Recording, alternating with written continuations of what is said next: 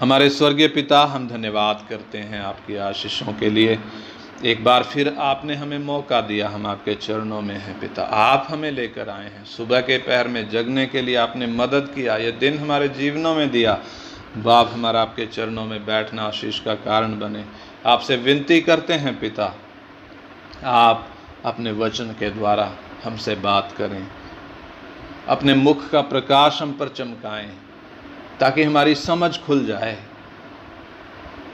बाप, हम विश्वास के साथ आपके पीछे चल सकें, हमारा जीवन आपके ग्रहण योग्य हो जाए और बहुतों के लिए हम आशीष का कारण हो जाएं।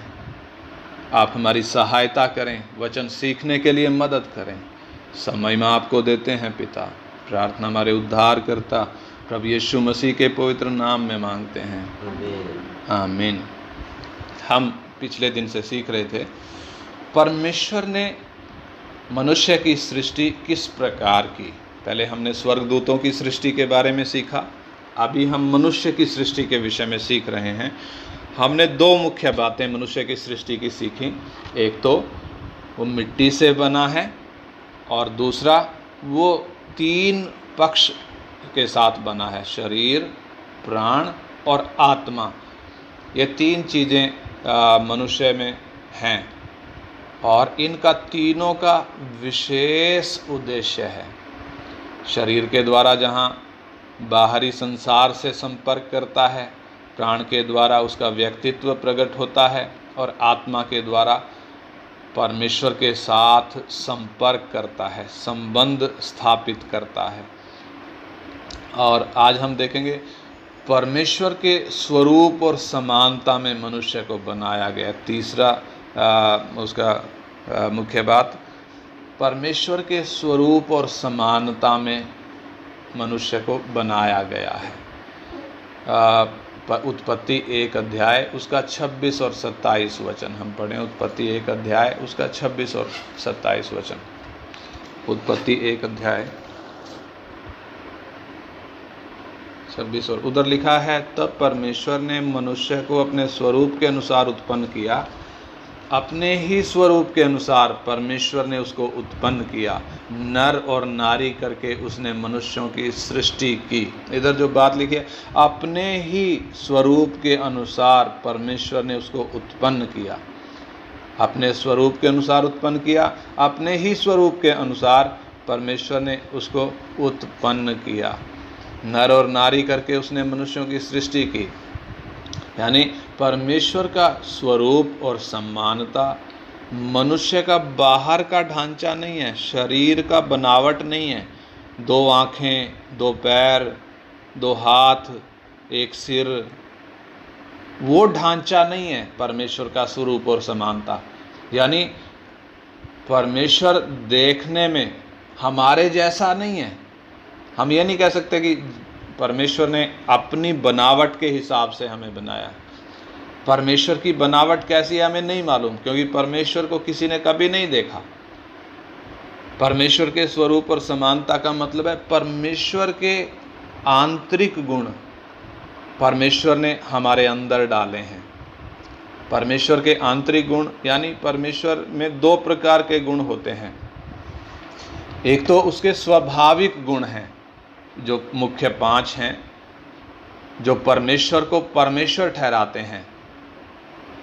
वो पवित्र है, वो सर्वशक्तिमान है, सर्वव्यापी है, सर्वज्ञानी है और अनंतकालीन है, वो कभी बदलता नहीं। ये 5 गुण परमेश्वर के स्वाभाविक गुण हैं, किसी और के अंदर ये गुण नहीं हैं।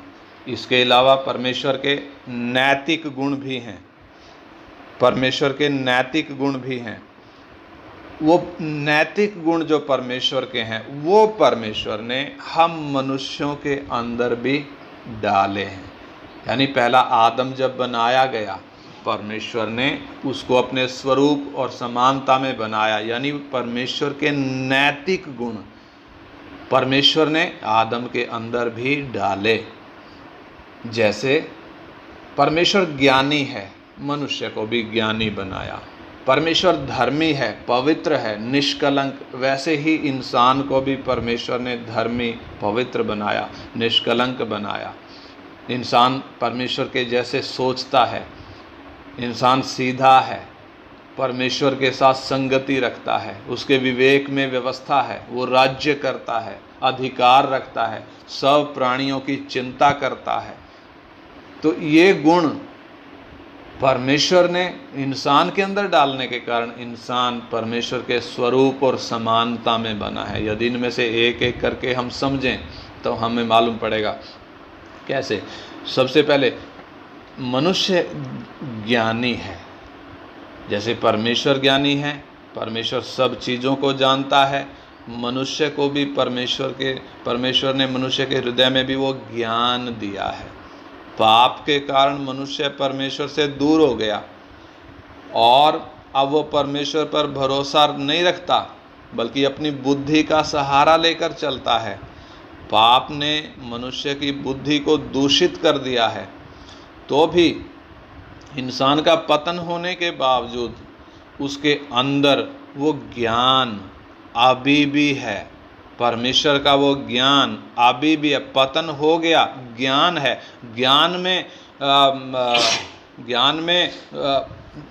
वो ज्ञान बिगड़ गया, वो ज्ञान में बहुत रुकावट पैदा हो गई, लेकिन ज्ञान हटा नहीं है। पाप के कारण वो ज्ञान दूषित हो गया, जिसके कारण इंसान ने बड़े बड़े बम बना लिए, हथियार बना लिए, मिसाइलें बना ली, लड़ाकू जहाज बना लिए। एक इंसान दूसरे इंसान को मारने के लिए कितना बड़े बड़े हथियार लिए बैठा है। यानी वो ज्ञान बिगड़ गया, लेकिन वो ज्ञान अभी भी है। वो ज्ञान के द्वारा उसने अच्छे भी काम किए हैं। इंसान ने, हम देखें तो बड़े अच्छे काम भी इस ज्ञान के द्वारा किए हैं। बिना पंखों वाला मनुष्य चांद तक पहुंच गया, आकाश में उसने अपना ठिकाना बनाया हुआ है, घोंसला बनाया हुआ है, जिसे इंटरनेशनल स्पेस स्टेशन के नाम से हम जानते हैं।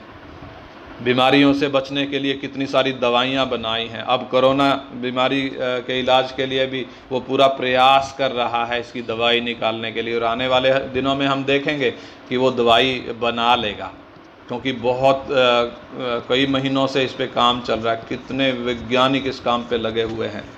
हवाई जहाज इंसान ने बना लिया, कंप्यूटर बना लिए, बिजली पैदा कर ली, यहाँ तक कि सूरज से भी रोशनी लेकर, सूरज से गर्मी लेकर, उससे भी उसने बिजली बना ली। कितना देखो ज्ञान की बात है। परमाणु से भी उसने बिजली बना ली। कितने बड़े बड़े आविष्कार इंसान ने किए हैं। ये कैसे हो गया? जानवरों ने नहीं किया है, ये इंसान ने प्रार्थना करके नहीं किया है, बल्कि वो ज्ञान जो परमेश्वर ने इंसान के अंदर डाला है, उस ज्ञान के कारण इंसान ने ये सब बनाया है। हम सोच कर देखें, यदि मनुष्य गिरा ना होता, यदि उसमें पाप आया ना होता, यदि उसका ज्ञान दूषित या उसकी बुद्धि यदि बिगड़ी ना होती, तो उसके ज्ञान का स्तर कितना ऊंचा होता। एक विश्वासी जब पाप से मन फिराता, एक व्यक्ति जब पाप से मन फिराकर प्रभु को अपना जीवन दे देता है, उसमें नया मनुष्यत्व आ जाता है। वो नया मनुष्यत्व, उसका नया व्यक्तित्व है, वो नए सिरे से जन्मा है, वो परमेश्वर के स्वरूप में जन्मा है। कुलूसी 3:10 पढ़ें, कुलूसियों की पत्री 3 अध्याय उसका 10 वचन में पढ़ता हूँ। उधर लिखा है, नए मनुष्यत्व को पहन लिया है। कुलूसी 3:10, नए मनुष्यत्व को पहन लिया है, जो अपने सृजनहार के स्वरूप के अनुसार ज्ञान प्राप्त करने के लिए नया बनता जाता है। अपने सृजनहार के स्वरूप के अनुसार ज्ञान प्राप्त करने के लिए नया बनता जाता है। यानी आदम के अंदर परमेश्वर ने जो ज्ञान डाला था, ये नए मनुष्यत्व में वही ज्ञान, परमेश्वर का वो ज्ञान जो परमेश्वर के स्वरूप के अनुसार का ज्ञान है, वो ज्ञान किधर आ गया है? नए मनुष्यत्व में आ गया है। नए मनुष्यत्व में वो ज्ञान है। हालेलुया। इंसान के अंदर जो डाला गया था, जो पाप के कारण दूषित हो गया, लेकिन फिर भी उसका असर दिखाई देता है। इसलिए विश्वासी को यदि हम देखें, एक विश्वासी के अंदर जब नया मनुष्य आया है, जिसके अंदर वो ज्ञान है जो दूषित नहीं है, तो एक विश्वासी को यदि हम देखें, एक विश्वासी मूर्ख नहीं है, क्योंकि उसकी सोचने की और उसके देखने की और उसके चलने की और उसके काम करने की जो तरीका है वो बदल चुका है। वो पहले जैसे देखता था वैसे अब नहीं देखता, पहले जैसे सोचता था वैसे अब नहीं सोचता, पहले जैसे काम करता था वैसे अब नहीं करता। उसका ढंग बदल गया है। पाप अंदर से निकल जाने के कारण, नया मनुष्य अंदर आने के कारण अब उसका काम करने का तरीका, बोलने का तरीका, सोचने का तरीका बदल गया है। आदम के पाप के कारण जो स्वरूप और समानता बिगड़ गया था, नए मनुष्यत्व में परमेश्वर ने वो स्वरूप और समानता को बहाल किया है, नए सिरे से उत्पन्न किया है। ये नया मनुष्यत्व बिल्कुल नया है। जबकि संसार के धर्म लोगों को सुधारने के लिए प्रयास करते रहते हैं, नाकाम प्रयास करते रहते हैं, नाकाम कोशिश करते रहते हैं कि पाप ना करो, पाप ना करो, पाप ना करो, लेकिन फिर भी इंसान पाप करता रहता है। यानी धर्म जहाँ इंसान को बदल नहीं पा रहे हैं, परमेश्वर का काम हम देखें, परमेश्वर ने एक विश्वासी को नए सिरे से पैदा किया है, नए सिरे से जन्म दिया है, नई सृष्टि उसके अंदर आई है, नया मनुष्यत्व उसके अंदर आया है, जो परमेश्वर के सृजनहार के स्वरूप के अनुसार ज्ञान प्राप्त करने के लिए नया बनता जाता है, नया बनता जाता है। यदि पहला इंसान गिर गया और गिरे हुए ने इतने बड़े बड़े काम कर दिए, वो चांद तक पहुंच गया, तो ये नया जो आया है, ये नया जिसके अंदर आया है, वो उससे भी बड़े बड़े काम क्यों नहीं कर सकता। इसलिए एक विश्वासी उस गिरे हुए इंसान से भी बढ़कर काम कर सकता है। इसलिए उस तरीके से हमने सोचना है। मेरे अंदर जब वो ज्ञान आया है, परमेश्वर का वो ज्ञान आया है जो दूसरों के अंदर नहीं है, उनके अंदर बिगड़ा हुआ है, पुराना बिगड़ा हुआ है, लेकिन मेरे अंदर जब वो नए सिरे से आया है, मैं बाकियों से बढ़कर कितना कुछ कर सकता हूँ। इसलिए परमेश्वर एक विश्वासी की तरफ देखता है, ये करता क्या है। हम कर क्यों नहीं पाते? क्योंकि हम अपनी ही इच्छाओं में लगे रहते हैं, अपने ही सपनों को बनाने में लगे रहते हैं। यदि हम उस नए व्यक्ति के ज्ञान के अनुसार काम करने लग जाएं, हम दुनिया के लिए, अपने देश के लिए, अपने समाज के लिए कितना आशीष का कारण हो सकते हैं। और इसके अलावा, ज्ञान के अलावा, मनुष्य धर्मी और पवित्र बनाया गया। धर्मी और पवित्र, ज्ञानी है, धर्मी है, पवित्र है। धर्मी और पवित्र का मतलब किसी के साथ अन्याय नहीं करता था। आदम जब बनाया गया, किसी के साथ पक्षपात नहीं करता था, वो निष्कलंक था और दिल का सच्चा था। उसके हाथ में जो भी जिम्मेदारी दी गई थी, उस जिम्मेदारी को वो विश्वास योग्यता के साथ निभा रहा था। सब जीव जंतुओं का, पशु पक्षियों का वो देखभाल करता था, उनकी चिंता करता था, उनका ख्याल रखता था। उनके लिए वो अपने से बढ़कर चिंता करता था। आज हम देखें तो पाप जब अंदर है, इंसान कितना स्वार्थी हो गया है। वो जानवरों की तो छोड़ो, वो दूसरे इंसान तक की चिंता नहीं करता। ट्रेन की उसमें टिकट लेने के लिए अगर लाइन में खड़े हैं, हम सबसे पीछे आकर अभी लगे हैं, बड़ी लंबी लाइन है, तो हमारे दिमाग में क्या बात आएगी कि ये सब पीछे हट जाए, मैं आगे बढ़ जाऊं, मुझे टिकट सबसे पहले मिल जाए, बाकियों को मिले ना मिले, मुझे मिल जाए। यानी हम कितना स्वार्थी हो गए। किसके कारण? पाप के कारण कितना स्वार्थी हो गए। लेकिन बनाते समय ऐसा नहीं था। इंसान क्या था, सब जानवरों की देखभाल करता था, उनकी चिंता करता था, किसी के साथ भी अन्याय नहीं करता। आज तो हम जानवरों को काट कर खा लेते हैं, लेकिन उस वक़्त ऐसा नहीं था। वो धर्मी था, वो पवित्र था, वो स्वार्थी नहीं था, अन्यायी नहीं था, पक्षपात नहीं करता था, वो देखभाल करता था। उसके स्वभाव में वो परमेश्वर का स्वभाव साफ साफ दिखाई देता था। आज भी मनुष्य अपने आप को धर्मी दिखाने की कोशिश करता है, झूठी कोशिश करता है, झूठे प्रयास करता है धर्मी दिखाने के लिए, अपने आप को पवित्र दिखाने के लिए वो बड़े प्रयास करता है। लेकिन वो प्रयास सारे के सारे वो बेकार हैं। जैसे अदन की वाटिका में अंजीर के पत्ते सील लिए थे, लंगोट बना लिए थे, ऐसे ही आज भी इंसान भक्ति के काम करता है, धर्म के काम करता है, पवित्र बनने के काम करता है, और वो अपने आप को दूसरों की नज़रों में अपने आप को पवित्र दिखाना चाहता है। लेकिन अगर हम वचन पढ़कर देखें, यशाया 64 अध्याय का 6 वचन हमसे कहता है, हम तो सब के सब अशुद्ध वस्तु के जैसे हैं, हम तो सब के सब अशुद्ध वस्तु के जैसे हैं, और हमारे धर्म के सब काम मैले चिथड़ों के समान हैं। हम सब के सब पत्ते के समान मुरझा जाते हैं, और हमारे धर्म के कामों ने हमें हवा के समान उड़ा दिया है।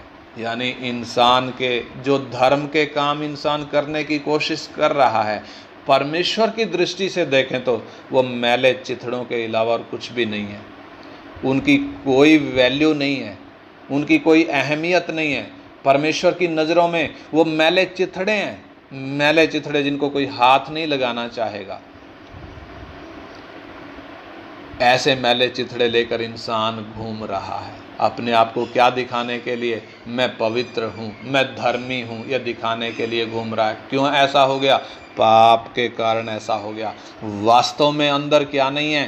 धार्मिकता नहीं है, अंदर बदबू से भरा हुआ है, बाहर सफ़ेद कपड़े हैं। वैसे ही जैसे कब्र होती है, अंदर हड्डियाँ सड़ी हुई हैं, कीड़े हैं, लेकिन बाहर वो दिखता है बहुत चूना फिरा हुआ दिखता है, साफ़ सुथरा दिखता है, फूल चढ़ाए हुए दिखते हैं। बाहर से तो अच्छे दिखते हैं हम, लेकिन अंदर क्या है? वो बदबू अंदर से निकलती है।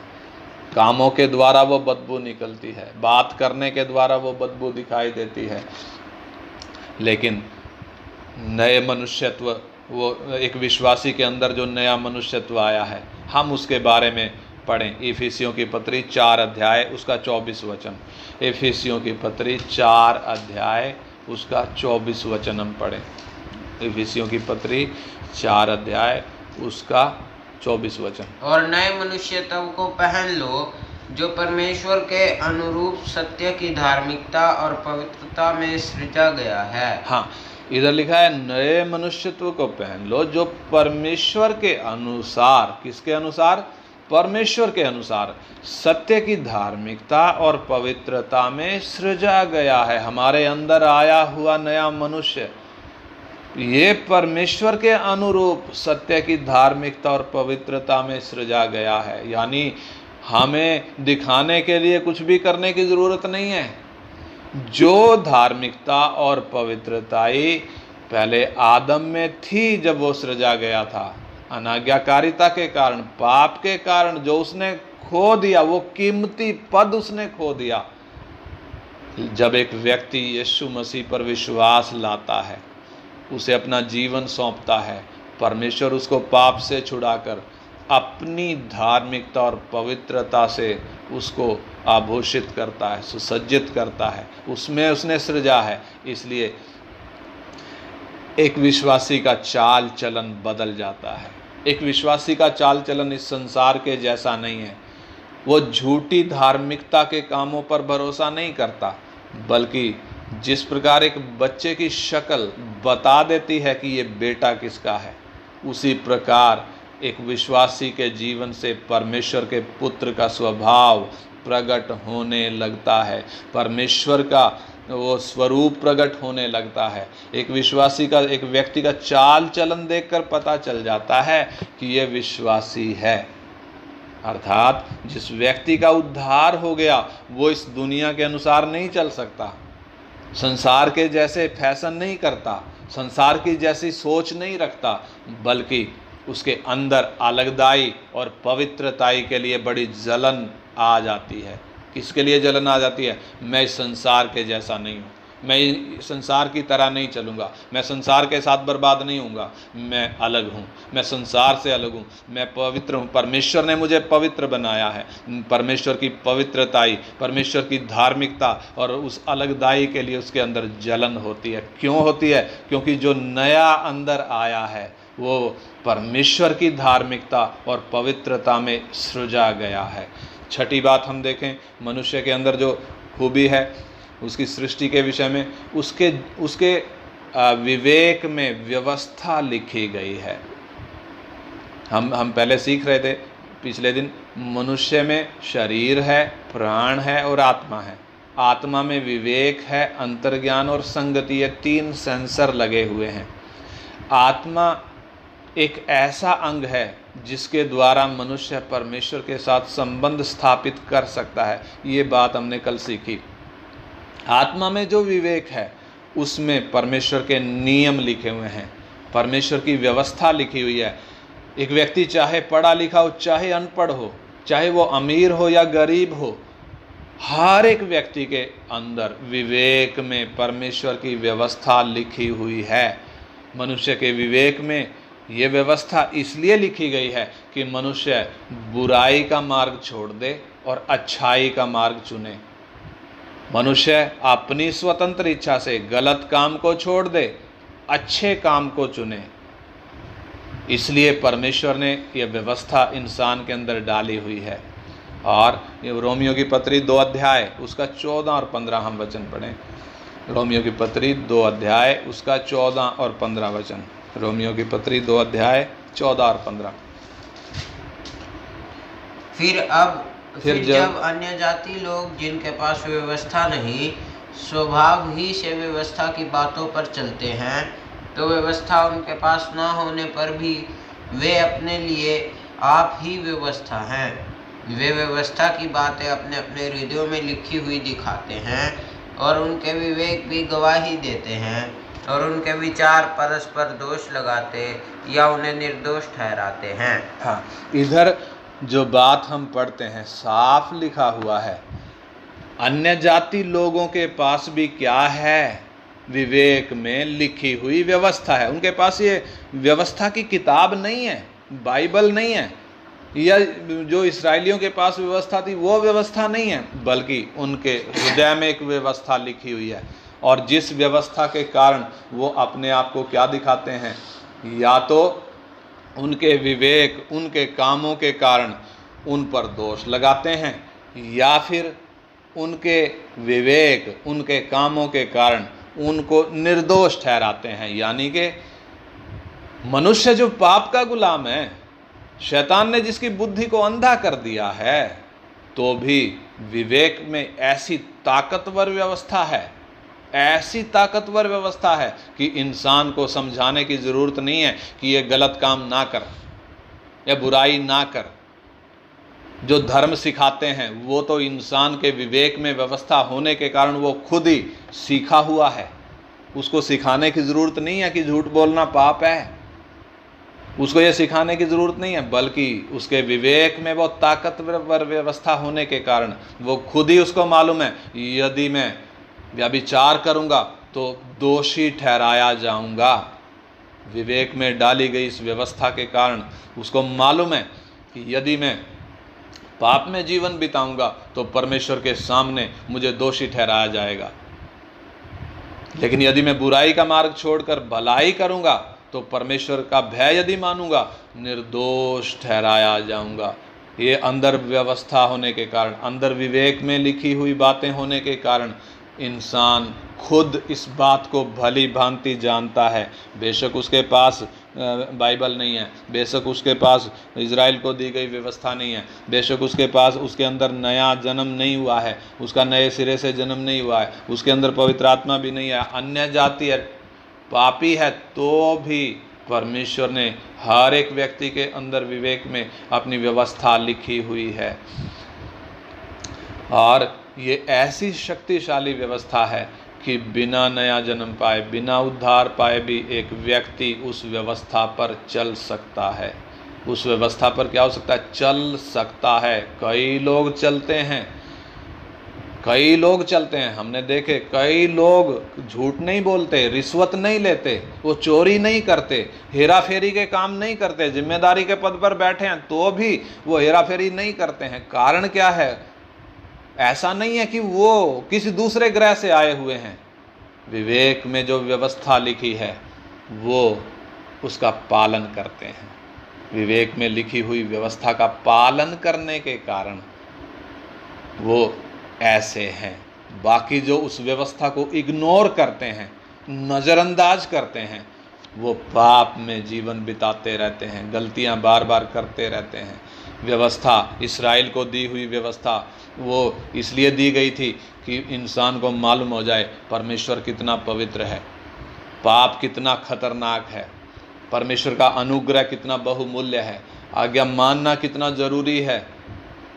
इसलिए परमेश्वर ने इस्राएल को व्यवस्था दी थी। हम अपने कामों के द्वारा परमेश्वर को प्रसन्न नहीं कर सकते, ये मालूम हो जाने के लिए मनुष्य को व्यवस्था, मनुष्य को अगर हम देखें अन्य जातियों के विषय में, उनको वो व्यवस्था नहीं मिली, लेकिन उनके विवेक में एक व्यवस्था लिखी हुई है, एक ताकतवर व्यवस्था लिखी हुई है, और अनजाने में इंसान उसको पालन भी कर रहा है। सब नहीं कर रहे, लेकिन कुछ लोग अनजाने में उस व्यवस्था को पालन करें, परमेश्वर को नहीं जानते, परमेश्वर से संबंध नहीं है, लेकिन इस व्यवस्था का पालन करते हैं। यानी इंसान के विवेक में परमेश्वर ने व्यवस्था लिखकर डाली हुई है। नंबर 7, मनुष्य को सीधा बनाया गया है। वो सीधा है, जब बना है तब सीधा है। उसके विषय में पढ़ें सभोपदेशक 7 अध्याय उसका 29 वचन। सभोपदेशक 7 अध्याय उसका 29 वचन। जब वो बनाया गया है तो सीधा बनाया गया है, अर्थात वो दिल का बिल्कुल सच्चा है, लेकिन पाप ने उसको बिगाड़ दिया। आप सभोपदेशक 7 का 29 पढ़ें। देखो, मैंने केवल यह बात पाई है कि परमेश्वर ने मनुष्य को सीधा बनाया, परंतु उन्होंने बहुत सी युक्तियां निकाली हैं। हाँ, इधर लिखा है परमेश्वर ने मनुष्य को सीधा बनाया, परंतु उन्होंने बहुत सी युक्तियां निकाली हैं। युक्तियां निकालने का मतलब, सीधा बनाया गया था लेकिन पाप ने ऐसा बिगाड़ दिया है, जलेबी के समान टेढ़ा हो गया है, इतना चालाक हो गया है, इतना चालाक हो गया है कि उस पर भरोसा नहीं किया जा सकता, विश्वास योग्य नहीं रहा। सच्चे मन से बोली गई बात का भी उल्टा अर्थ निकाल लेता है, सच्चे मन से बोली गई बात पर भी यकीन नहीं करता। इसलिए एक विश्वासी को भी अपने जीवन का मूल्यांकन करना जरूरी है। क्या मैं टेढ़ा तो नहीं हूं? मेरे अंदर आया हुआ नया मनुष्यत्व परमेश्वर की धार्मिकता में, उसकी पवित्रता में, उसके ज्ञान में सृजा गया है। लेकिन मैं अपने चाल चलन को अगर चेक करूं, क्या मैं टेढ़ा तो नहीं हूं? क्या सीधे मन से जब मुझे सिखाया जाता है सही अर्थ निकालता हूं? कई हैं जो अभी भी टेढ़े बने हुए हैं, लेकिन इंसान को जब बनाया गया था सीधा था, बिल्कुल सीधा था, चालाक नहीं था, भोला था। जैसे बच्चा होता है, छोटा बच्चा होता है, प्रभु जिसके विषय में कहता है यदि तुम ना फिरो और एक बालक के समान ना बनो तो तुम स्वर्ग के राज्य में प्रवेश करने नहीं पाओगे। बालक के समान बनने का मतलब ये सीधा है, इसमें कोई चालाकी नहीं है, ये बिल्कुल सीधा है। लेकिन जैसे जैसे समझ बढ़ती जाती है वो सीधापन टेढ़ापन में बदलता जाता है, वो सीधाई टेढ़ेपन में बदलती जाती है। इंसान घूम कर जलेबी के समान हो जाता है, चालाक हो जाता है, चतुर हो जाता है, अपने आप को ज्ञानी समझने लगता है। नंबर 8, स्वतंत्र इच्छा दी गई है। इंसान के अंदर परमेश्वर ने स्वतंत्र इच्छा डाली है। उत्पत्ति 2 का 16-17 में परमेश्वर ने इंसान को जब चेतावनी दी थी कि सब वृक्षों का फल खा सकता है, लेकिन भले बुरे के ज्ञान का जो वृक्ष है उसका फल तू कभी ना खाना, क्योंकि जिस दिन तू उसका फल खाएगा उसी दिन अवश्य मर जाएगा। यानी परमेश्वर ने इंसान के सामने ये विकल्प रखा है, ये 2 विकल्प हैं इंसान के सामने, ये 2 ऑप्शन रखे हैं। परमेश्वर ने 2 रास्ते रखे हैं। इंसान चाहे तो इसको मान सकता है जो परमेश्वर ने आज्ञा दी है, चाहे तो नहीं मान सकता। यानी स्वतंत्र इच्छा है, कठपुतली नहीं है। कठपुतली को चलाना पड़ता है तब वो चलती है, रोबोट नहीं है इंसान। रोबोट को भी उसके अंदर प्रोग्राम फिट करना पड़ता है, जो प्रोग्राम फिट है उसी के अनुसार वो चलता है, उससे दाएं बाएं बिल्कुल नहीं हटता है। मशीन नहीं है मनुष्य, बल्कि परमेश्वर ने स्वतंत्र इच्छा उसके अंदर डाली है, चुनाव करने के लिए सक्षम बनाया है। वो चाहे तो अपनी स्वतंत्र इच्छा से अच्छाई का चुनाव कर सकता है और अपनी स्वतंत्र इच्छा से ही बुराई का भी चुनाव कर सकता है। अपनी स्वतंत्र इच्छा से, किसी के बहकाए बिना, किसी के बहकाए बिना परमेश्वर ने मनुष्य के अंदर अपना स्वरूप और समानता जो डाला है उसी का परिणाम है कि इंसान के अंदर स्वतंत्र इच्छा है। चाहे तो वो परमेश्वर के साथ चल सकता है, चाहे तो वो अच्छाई को स्वीकार कर सकता है, चाहे तो वो आज्ञाकारी हो सकता है। तो हम उद्धार पाए हुए लोगों के विषय में, हम अपने विषय में देखें, हमारे अंदर जब नया काम हुआ है, नया मनुष्य आया है, परमेश्वर की इच्छा के अनुसार चलने में हमें क्या दिक्कत है? हमें दिक्कत होनी नहीं चाहिए। परमेश्वर की इच्छा के अनुसार चलने में हमें क्या नहीं होना चाहिए? कोई दिक्कत होनी नहीं चाहिए। पाप में गिरने के बाद भी हम हानोक को देखें, हम नूआ को देखें, कितने प्रभु के दास, कितने संत लोग पुराने नियम में पाप अंदर होते हुए भी, पवित्र आत्मा अंदर नहीं था, नया मनुष्य अंदर नहीं आया था, तो भी परमेश्वर के साथ साथ चले। हम जो नया मनुष्य लिए फिरते हैं, पवित्र आत्मा हमारे अंदर है, नई सृष्टि हम हो गए हैं, हम परमेश्वर की इच्छा के अनुसार चलने में कठिनाई क्यों महसूस करते हैं? कारण क्या है उसके पीछे? हम फेल क्यों हो जाते हैं? कहीं न कहीं हम अपनी इच्छाओं को पूरा करना चाहते हैं, कहीं न कहीं हम अपनी इच्छाओं को पूरा करने के लिए प्रयास करते रहते हैं। इसलिए हमारे सपने, हमारी योजना सामने होने के कारण, हमारा लक्ष्य सामने होने के कारण परमेश्वर की इच्छा को पूरा करने में हमें दिक्कत महसूस होती है।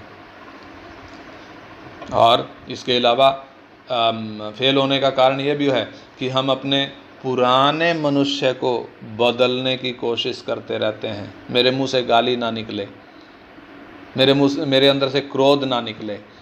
पुराने को बदलने की कोशिश करते रहते हैं, पुराने को सुधारने की, अनुशासन में लाने की कोशिश करते रहते हैं।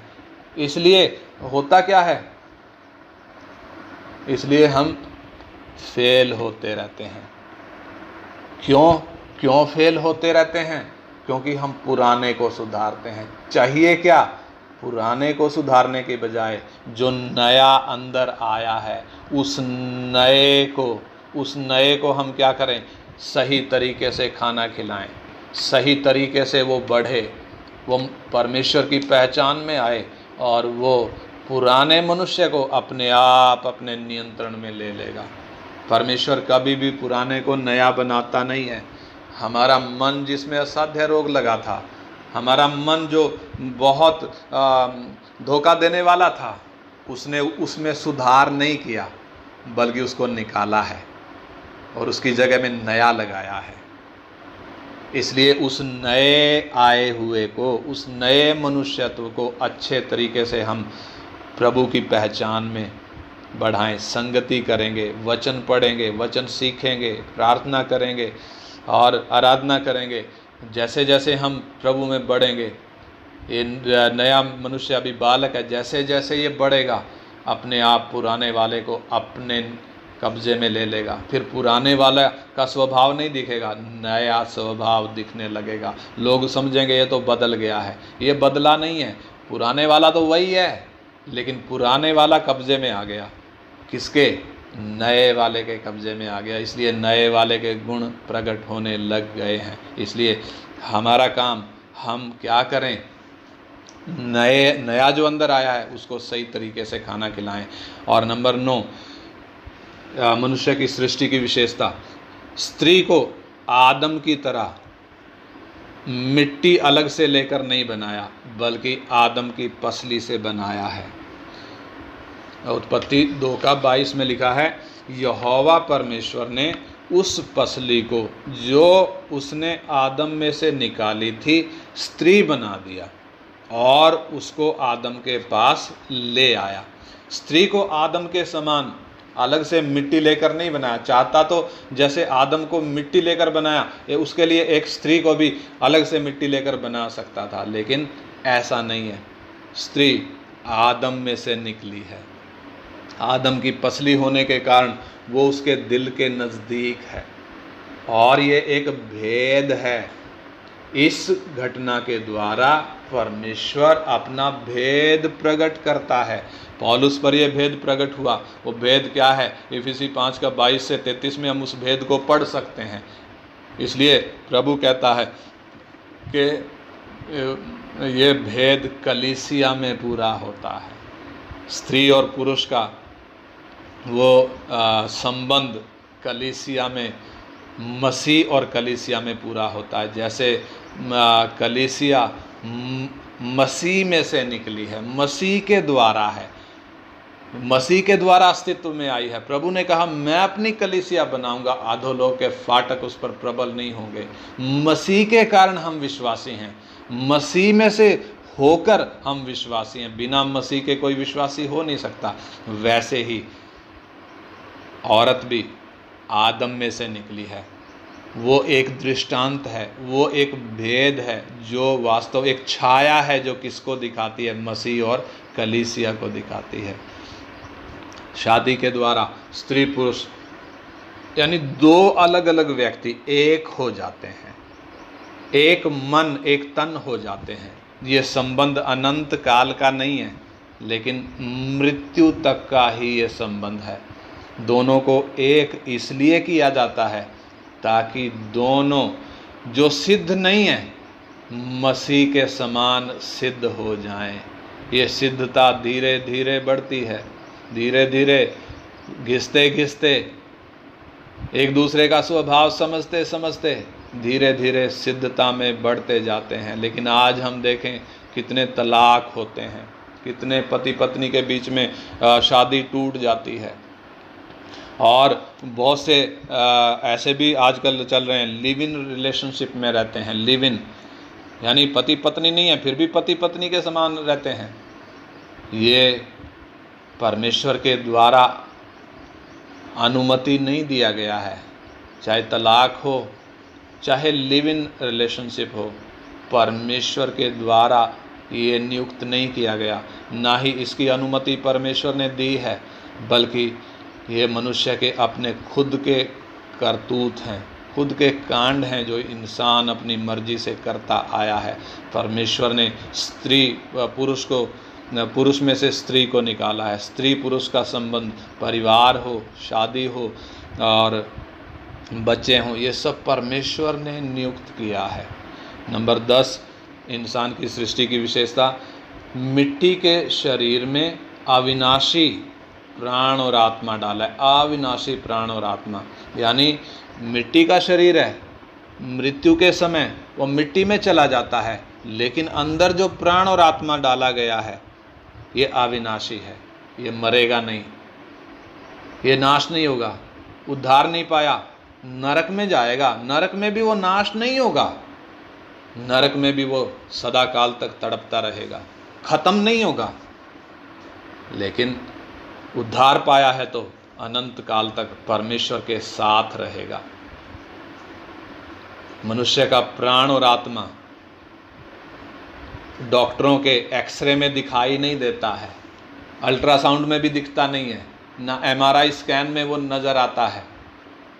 इसलिए उसके अंदर लगी हुई बीमारी का भी डॉक्टरों के पास इलाज नहीं है। कारण जो चीज़ डॉक्टरों को दिखती ही नहीं है उसका इलाज वो करें कैसे। शरीर दिखता है, उसके अंदर की बीमारियों का इलाज वो ढूंढ लेते हैं, लेकिन आत्मा में लगी हुई बीमारी पाप, क्यों उसका इलाज नहीं है? कारण वो आत्मा उनको दिखती ही नहीं है, इसलिए उसका इलाज भी उनके पास नहीं है। यदि एक व्यक्ति प्रभु को अपना जीवन दे, उसके द्वारा वो पाप से छुटकारा पाता है। शरीर तो मिट्टी में चला जाता है, लेकिन प्राण और उसका आत्मा वो स्वर्ग लोक में जाता है। वो चोर की बात हमें याद होगी, जो यीशु के साथ क्रूस पर टंगा था। 2 चोर टंगे थे, एक ने मन फिराया, कहता है प्रभु जिस दिन तू अपने राज्य में आए मेरी भी सुधि लेना। प्रभु क्या बोलता है? आज ही तू मेरे साथ स्वर्ग लोक में होगा। आज ही मेरे साथ किधर होगा? स्वर्ग लोक में होगा। यानी एक व्यक्ति का प्राण और आत्मा यदि उद्धार पाया, यीशु मसीह के द्वारा पाप से छुटकारा मिला, तो उसका आत्मा प्राण स्वर्ग लोक में पहुंचता है। इसके उल्टे, इसके विपरीत यदि उद्धार नहीं पाया तो नरक की आग में सदा काल तक प्राण और आत्मा तड़पने के लिए चला जाता है। जो मसीह में मरे हैं वे उसके गुप्त आगमन पर जिंदा हो जाएंगे। बेशक उनका शरीर जला दिया गया या कब्र में वो सड़ गया है, मिट्टी में मिल गया है, या जंगली जानवरों ने खा लिया, लेकिन जिन मूल तत्वों से शरीर बना है वो तत्व नाशमान नहीं है। अविनाशी दशा में अभी भी पृथ्वी में वो मौजूद हैं। जो यीशु मसीह के आगमन पर वो अविनाशी दशा में जी उठेंगे और हमेशा किधर रहेंगे? प्रभु के साथ रहेंगे। तो इस रीति से हमने आज सीखा मनुष्य के परमेश्वर ने मनुष्य की सृष्टि कैसे की है, मनुष्य की सृष्टि के विशेषता क्या हैं। सबसे पहले वो मिट्टी से बना है। नंबर 2, उसमें शरीर, प्राण और आत्मा 3 पक्ष हैं।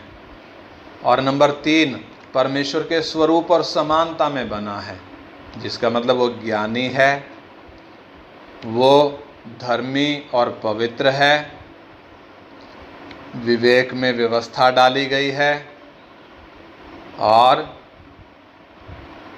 सीधा बनाया गया है, स्वतंत्र इच्छा दी गई है।